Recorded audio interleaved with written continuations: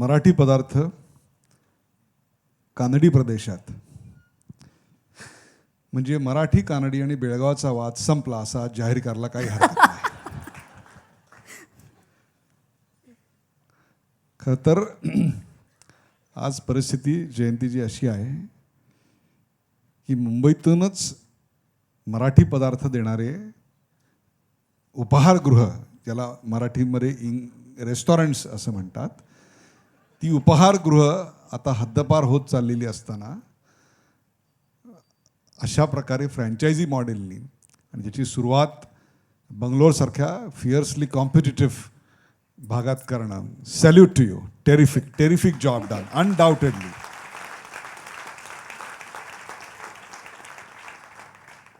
प्रत्येकाला 35 नंतर 40 नंतर एक आपण जे करतो त्याचा एक कंटाळा येत असतो.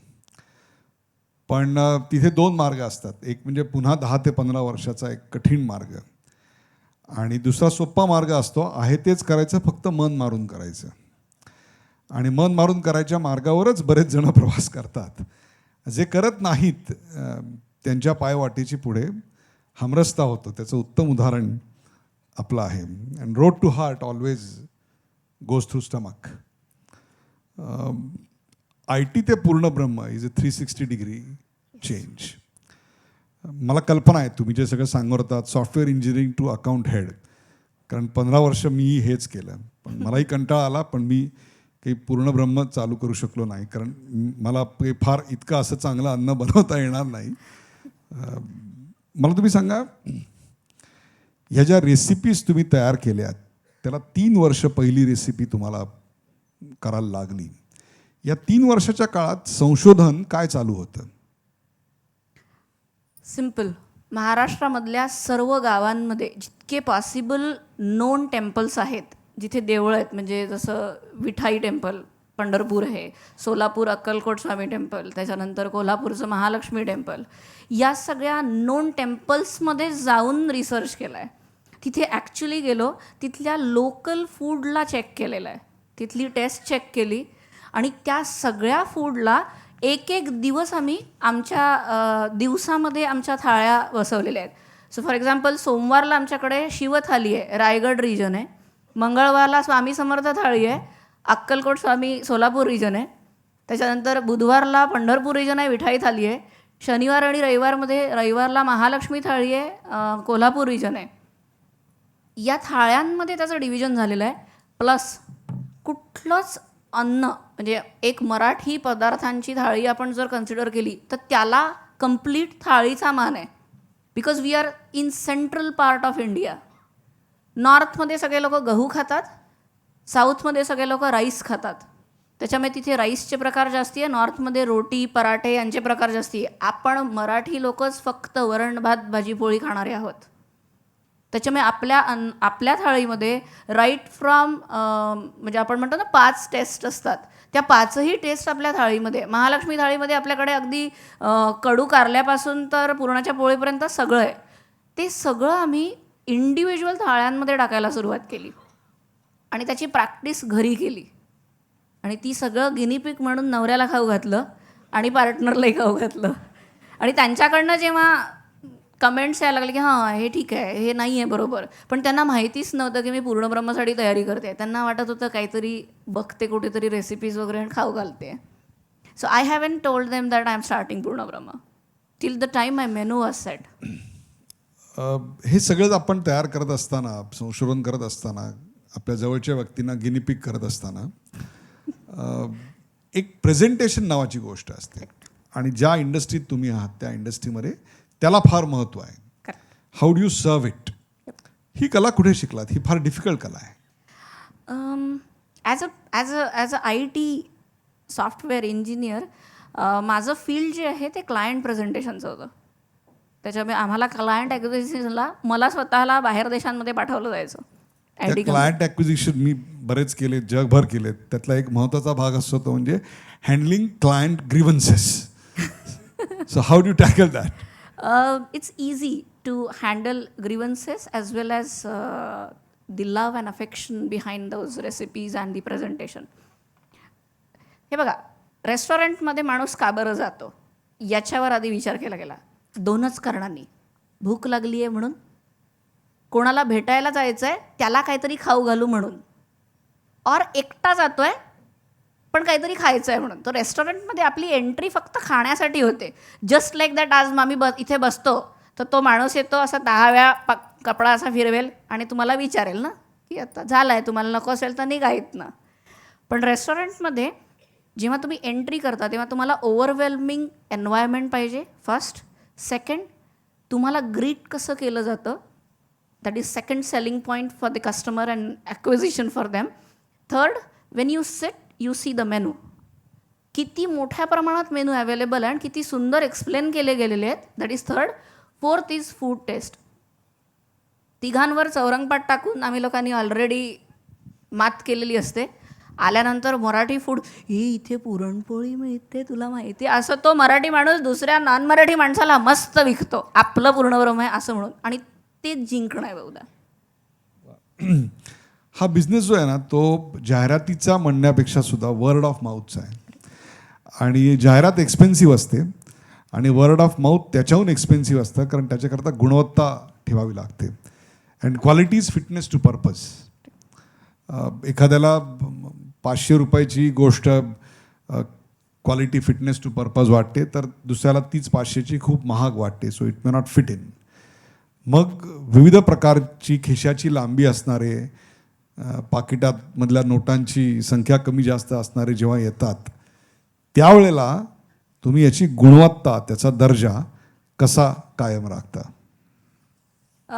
त्याच्यासाठी पूर्णब्रह्ममध्ये 3 प्रकार आहेत फ्रँचायझीसचे. पहिला प्रकार आहे Purnabrahma light, which is take away centres. कमी म्हणजे less expensive but quick making आणि फास्टली सर्वेबल आयटम्स त्याच्यात ठेवले आहेत. अगदी छोटेसे QSRs आहेत, ज्यांना त्या फ्रँचायझी घ्यायच्या आहेत, ज्यांचे फायनान्शियल कपॅसिटी तेवढे आहेत, ते लोक लाईट सेटअप घेतात आहेत. सेकंड सेटअप आहे पूर्णब्रह्म माझा setup, which is around 1500 square feet, ज्याच्यामध्ये तुम्ही टेबल चेअरचं लो सिटिंग अरेंजमेंट आहे पण बेस्ट फूड मिळतं आहे, बेस्ट पूर्णब्रह्माचं मराठी फूड दिलं जातं आहे. आणि तिसरा सेटअप आहे तो आहे पूर्णब्रह्म संस्कृती, की ज्याच्यात ह्या कल्चर बेस अगदी नवार घातलेल्या मुली आहेत, सोवळं घातलेले मुलं आहेत, पगड्या घातलेली पोरं आहेत, जी छान रिसेप्शन्सला उभी असतात. तिथे थोडा एक्सपेन्सिव्ह क्लायंटाईल आहे की जो बेअर करू शकतो आहे तेवढा अमाऊंट. आणि डिपेंड्स तुम्ही कुठल्या, म्हणजे I am going to sell $8 puranpoli in London for sure. क्या बात आहे. That's for sure. हे जे तुम्ही फ्रँचायझिंग मॉडेल म्हणताय, हा बिझनेस आपल्याकडे मागची 25-30 वर्ष चालू आहे आणि तो फूडमध्ये आत्ता यायला लागलेला आहे. I come from the industry wear I have franchised all across the world. Correct. The last count my wife would tell about 57th country where I traveled to franchise IT consulting. It's a very difficult task. Yeah, it's a difficult task. फ्रँचायझिंगमध्ये गुणवत्ता ठेवणं, कर्मचाऱ्यांचं प्रशिक्षण करणं आणि त्याहीपेक्षा सर्वात difficult गोष्ट म्हणजे सातत्यानं नाविन्याचा शोध. दर वेळेला नवीन काहीतरी देत जाणं. फूडमध्ये हे तुम्ही कसं केलं याचं कारण तुमच्याकडे ITचं प्रोफेशनल शिक्षण आहे, त्याच्यामध्ये कदाचित शक्य होतं. परंतु ज्या व्यवसायाचं आपण फॉर्मल एज्युकेशन घेतलेलं नाही, तिथे तुम्ही ह्या नाविन्य कसं दाखवलं, कर्मचाऱ्यांचं प्रशिक्षण कसं केलं आणि फ्रँचायझीचा दर्जा कसा ठेवलात? So 3 question correct. एक तर न्यू फूड आयटम्स किंवा प्रेझेंटेशन. ग्लॅमरस मराठी फूड असा हॅशटॅग आहे आमचा. Okay, please tag us. Okay, glamorous Marathi food होऊ शकतं का याच्याबद्दल कोणी विचारच नाही केला आहे. ती काय पुरणपोळी बाहेर जाऊन खायची आहे, किंवा ती काय कचोरी बाहेर जाऊन खायची आहे, किंवा वडापाव बाहेर जाऊन खायचा आहे, आम्ही घरी बनवतो. ठीक आहे, घरी बनवत आहे, पण ज्या लोकांना ते मिळत नाही आहे, जे बाहेर देशांमध्ये बसलेले आहेत, त्यांना मिळवून देण्यासाठी आम्ही लोकांनी प्रेझेंटेशन्स आणि रेसिपीला प्लेटिंग करण्याचं जे प्रशिक्षण म्हणता येईल, ट्रेनिंग म्हणता येईल. मी स्वतः एक डिझायनर आहे. So I design something on the paper. Technical know how. आणि ते सगळं आम्ही ट्रेनिंगमध्ये त्या लोकांना देतो. म्हणजे मी ॲक्च्युली माझ्या फूड प्लेट्सचं डिझाईन बनवते ॲज अ रांगोळीचं डिझाईन, आणि how that look great, same way आम्ही हे प्रेट करतो आहे, सेम वेनी. म्हणून ग्लॅमरस मराठी फूड दिलं जात आहे. अगदी तुमच्या टेबल्सवर तुम्ही जेव्हा येऊन बसाल तेव्हा तिथे आम्ही छोटंसं दिवनाल लावतो. तो माणूस अगदी येऊन वाकून नमस्कार करणार तुम्हाला. नॉन मराठी लोकांना अथर्व शीर्ष शिकवावे लागलेत, कारण उच्चारण स्वच्छ व्हायला पाहिजे म्हणून. नॉर्थ ईस्टमधली पोरं आहेत आमच्या इथे कामं करणारी, सगळ्यात मेहनती ग्रुप आहे तो. जीवापाड कामं करतात, सडेतोड कामं करतात. म्हटलं तर 12 तास, म्हटलं तर 24 तास. या सगळ्यांना मराठी पण शिकवणं खूप आवश्यक होतं. साधं वरण तूप भात लिंबू खाणारे आहोत आम्ही, हे त्यांना पटवून द्यावं लागलं मला, की भाभी थोड़ा तो जीरा डालने दो, भाभी थोड़ा तो तड़का डालने दो. नाही, तूप वरण भात लिंबू बस. पण तूप वरण भात लिंबू विकता येतं. आम्ही विकतो. आमच्याकडे बालगोपाल मेनू आहेत. कुठल्या रेस्टॉरंटमध्ये बालगोपाल मेनूजमध्ये ऑप्शन्स अवेलेबल आहे. सगळीकडे फ्रेंच फ्राईज मिळतात. जाऊ दे ग, त्याला बटाट्याचे ते दिलेत की तो शांत राहतो. का म्हणून आपण लेकरांना दूर करतोय रेस्टॉरंट्समध्ये बसले असताना? कारण आईला काहीतरी ते तोडकं खायचं आहे म्हणून. का बरं इंडियन फूड म्हणजे पनीर आहे? Why not it should be a vada pav? Why not it should be a puran poli? Why not it should be my Mahalakshmi thali? Yeah we can, definitely we can. मी तूप वरण भात विकते आहे. बालगोपाल तूप वरण भाताचे असे ऑर्डर्स येतात आमच्याकडे. So we give different, sorry, एक व्हिडिओ आहे, तो आत्ता इथे दाखवता येणार नाही म्हणून, पण तो इंद्रा नुई यांचा व्हिडिओ आहे. आपल्यापैकी काही लोकांनी पाहिला असेल. आणि त्यांनी असं सांगितलं की जेव्हा त्या त्यांच्या कंपनीच्या, जगातल्या सर्वात बलाढ्य कंपनीच्या CEO झाल्या, प्रमुख झाल्या, then she became I think the chairman also of that committee. तेव्हा त्यांनी सांगितलं की एक you can't have it all, there is a guilt at the end of the day. की मुलांच्या शाळेमध्ये दर बुधवारी सकाळी त्यांच्याकडे कॉफी विथ पॅरेंट्स, ती म्हणली how a working mother can go for a coffee with parents. आणि मग ती संध्याकाळी मुलगी असं सांगते की आई तू आली नाहीस. आणि मग ती म्हणते की शर्मिनं काही टिक्कर पडायची. पण मग त्यांनी टेक्निक शोधलं. ते आधीच फोन करून विचारायच्या कोण कोण नव्हते आले. मग त्यांच्या असं लक्षात आलं की आपल्यासारखे 10-12 पॅरेंट्स आहेत की जे येऊ शकले नाहीत. मग मुलगी जेव्हा म्हणते की आई तू नाही आलीस, तेव्हा ती म्हणली मग ही पण नाही आली, ही पण नाही आली, ही पण नाही आली. You can't have it all. ज्यावेळेला असं द्वंद्व निर्माण होतं तेव्हा कोण जिंकतं? उद्योजका जयंती का आई जयंती? याचा आन्सर मी एका एक्सपिरियन्सनी देईल. माझं लहान लेकरू मला रोज स्लीपिंग टाईम स्टोरीज ऐकायच्या म्हणून वाट बघायचा माझी.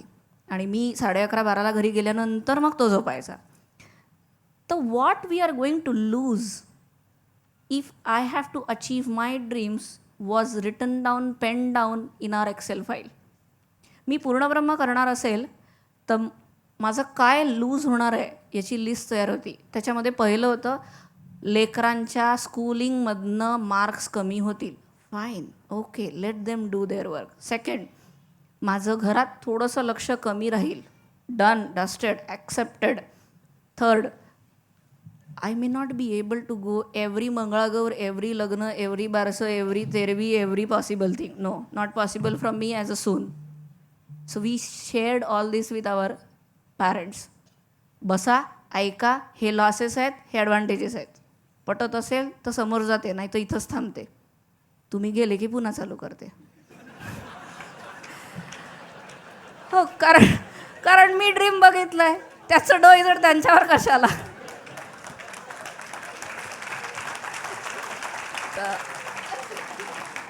तर माझं लेकरू मला स्लीपिंग टाईमला विचारायचं, आई तू कधी माझ्याजवळ थांबणार आहेस? तर मी त्याच्यावर त्याला उत्तर द्यायची की पूर्णब्रह्म बिग झालं ना की मग मी थांबत जाईल. 5,700 स्क्वेअर फीट ज्या दिवशी झालं आणि प्रशांत दामले सरांच्या हातून उद्घाटन झालं त्याचं, आणि त्या दिवशी रात्रीला तो मला, आता झालं ना बिग पूर्णब्रह्म, आता तू येशील का?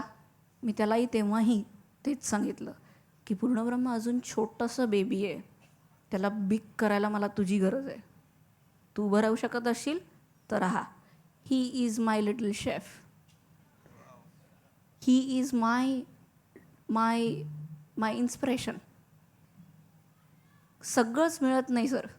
काय लूज करायचं आहे हे ठरलं ना की जे लूज होतं आहे त्याचं दुःख राहत नाही.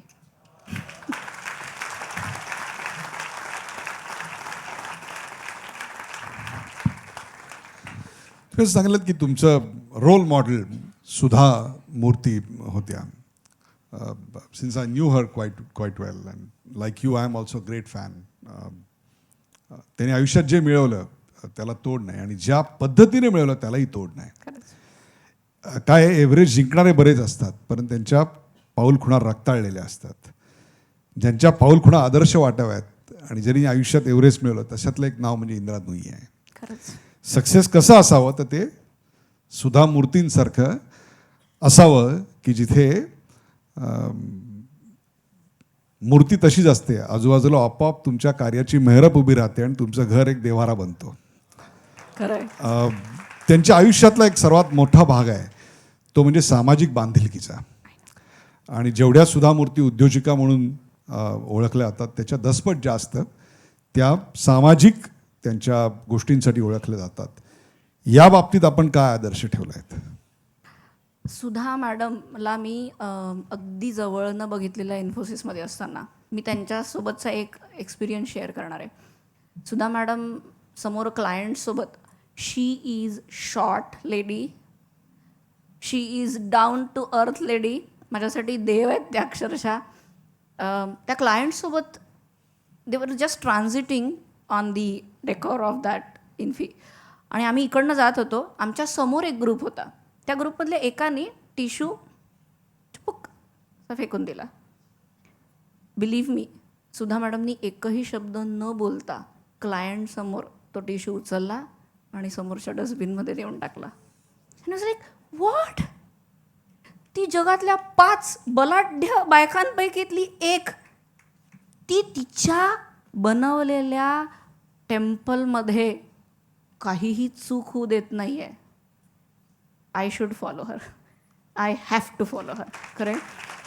त्या ज्या दिवशी पूर्णब्रह्ममध्ये आल्या तो दिवस माझ्यासाठी Diwali, Dussehra, Christmas, happy new year, everything. I was jumping at my home when I got a call आणि त्यांनी मला अक्षरशः असा फोन केला आहे, जयंती सुधा बोलते आहे. व्हॉट? Sudha madam? हो, तुझ्या पूर्णब्रह्ममध्ये यायचं आहे. खरं सांगते, दिवाळी मनवली आम्ही त्या दिवशी पूर्णब्रह्ममध्ये. विदिन त्यांचं बिझनेस मॉडेल केवढं सुंदर आहे. Within 3 days she called up every possible person and every possible email she has shoot out. We are starting Purnabrahma in all across Infosys. क्या बात. एक शेवटचे 1-2 प्रश्न वेळेची मर्यादा लक्षात घेता. सगळं तुमचं इतकं चांगलं आहे माहिती आहे, फक्त एक जे वाक्य आहे ना, why you want to be the prime minister of no man's land. Women's only कशा करता? Why it is no man's lands prime ministers? Okay, so I have a solution on that. Manaswini Foods Private Limited is our company name, who is holding 2 brands. One is Purna Brahma, which is purely vegetarian Maharashtrian cuisine, the largest Marathi restaurant. Third one is Dhekar. Second one is Dhekar, which is hardcore non-vegetarian Maharashtrian cuisine, which is open for all gents. Kindly join us. We'll be happy to take your franchising. प्रेक्षको, मागचा 1 तास I am sure जेवणानंतरचं हे जेवण जे होतं ते अफलातून होतं. ते खऱ्या अर्थाने पूर्ण ब्रह्म होतं. काय असतं माहिती आहे का, आपण जे खातो ना त्याला आपण जेवण असं म्हणतो, परंतु जे खाणं अंगी लागतं आणि ज्यातून आपल्याला स्वत्व मिळतं, सत्व मिळतं आणि स्वत्वही मिळतं, ते आपल्या आत्म्यापर्यंत जाऊन पोचतं. जे आत्म्याला अन्न जाऊन भिडतं त्याला पूर्ण ब्रह्म असं म्हणतात. आणि ते पूर्ण ब्रह्म ज्यांना आयुष्यात मिळालं आणि पूर्णब्रह्म हा ज्यांच्या आयुष्याचा ध्यास झाला अशा जयंती कठाळे आज होत्या, ज्यांच्या मराठी कर्तृत्वाचा अभिमान कर्नाटकात असूनही मराठी माणसाला वाटला पाहिजे, अशी फार कमी व्यक्तिमत्व आहेत. खरं तर यापूर्वी आम्ही म्हणायचो की कर्नाटकानं महाराष्ट्राला काय दिलं, तर कर्नाटकानं महाराष्ट्राला भीमसेन जोशी दिले, गंगूबाई हनगल दिल्या. यानंतर असं नक्की म्हणू की आम्हाला जयंती कठाळे पण दिले. थँक्यू. आणि जाता जाता एक गोष्ट काय, कॉलेजमध्ये फॅशन म्हणून आजकाल फॅशन डेला नऊवारी साडी नेसायची सवय आहे, पण ज्यांना ती अंतर्बाह्य शोभून दिसते अशा जयंती आहेत. कारण मुलांचा उल्लेख करताना त्या कधी किड्स म्हणल्या नाहीत, लेकरं असा शब्द वापरला. Give a big hand. Wonderful. Thanks a lot. Thank you. Thanks a lot. Thank you.